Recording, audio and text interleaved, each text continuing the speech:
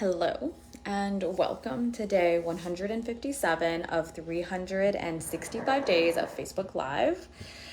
How are you? How are you? So, my name is Jessica Lozano, and I'm a women's relationship and feminine embodiment mentor, and I help women have extraordinary relationships with the love of their life. And this is for my work is both for women who are single and the ones who are already in union, who want to continue the upward spiral of love, who want to deepen their relationship, and for women who are on the path of preparing for union. And right now, I'm actively talking more to the women who are single. But either way, this is still important for the women who are in union, because your inner king is just as important as your inner queen in finding the one, right? Because remember, the one is not someone who completes you. The one is somebody who is also sovereign, who also is whole, who feels whole. And what I mean by that is that they know who they are. They're no longer searching for things outside of them to validate them, just like you. You are no longer looking for things outside of you to validate you.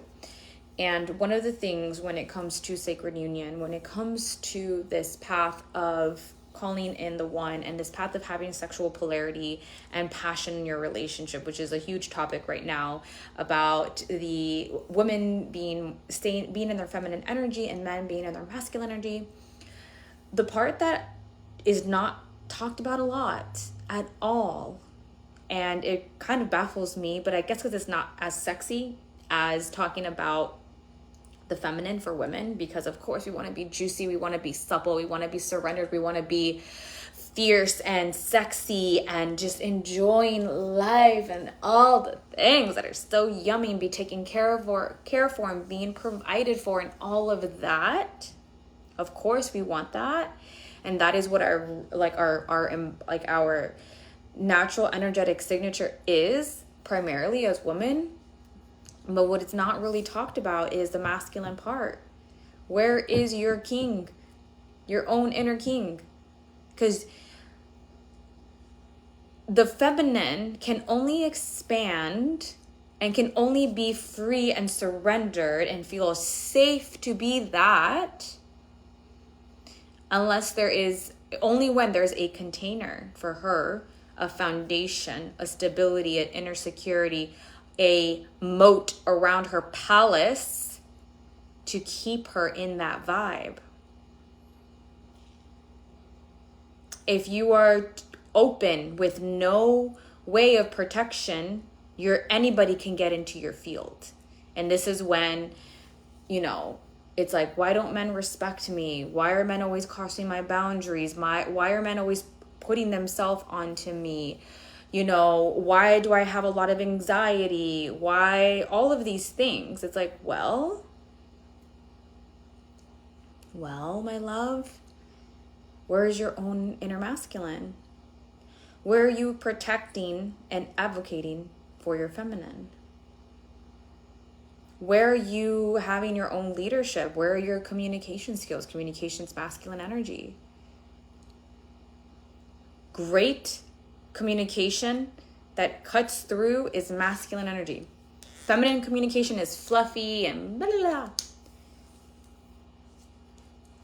I mean, there's a mastery in feminine communication, but you got to be able to know what you want in order to have really good feminine communication. But communication overall is a masculine character trait. Good communication. Sword of truth. So, I was in a Voxer.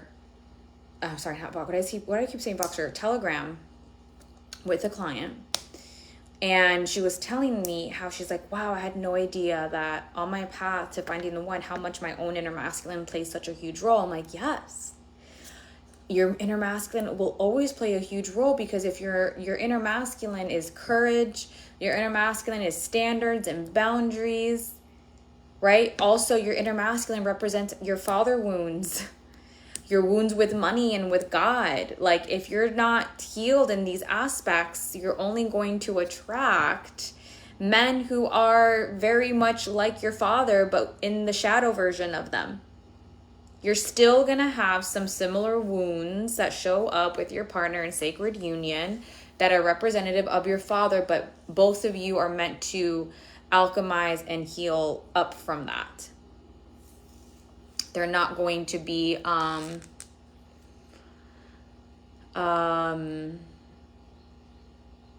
where it's your own sovereignty that you have to heal. Like, he may not grow out of that character, quote unquote, flaw, but your sacred union partner will grow out of that character flaw and embody more of his truth as the man.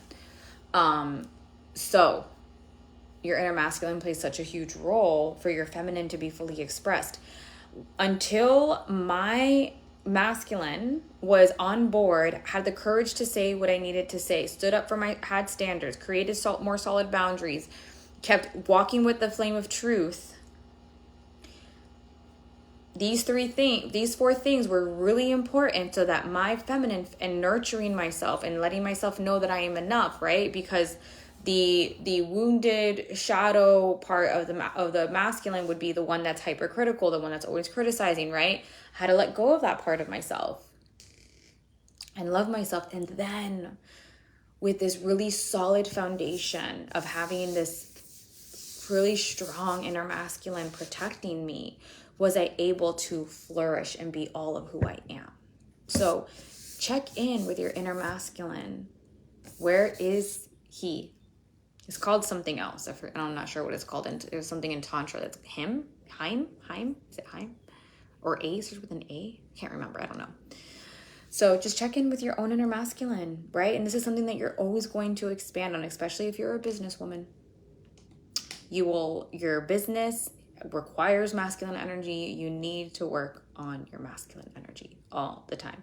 The more you expand, the stronger the foundation. The higher the tree, the deeper the roots, right?